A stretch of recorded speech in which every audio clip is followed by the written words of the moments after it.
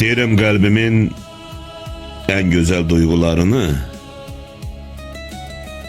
ay dostum alıb yavaş-yavaş günlər apardı. Ömrümdən ən baha sərvətim olan alıb gəncliyimi illər apardı.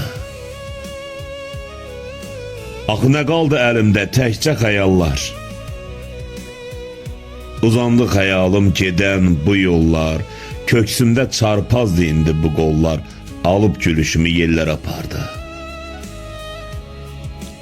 Deyirəm incidim aylardan, incidim gündən, mən azad olmadım kədərdən, qəmdən.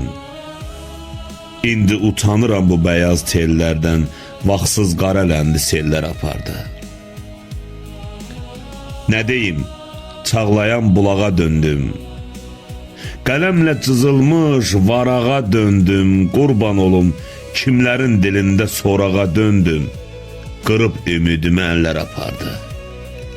Qırıb ümidimi əllər apardı.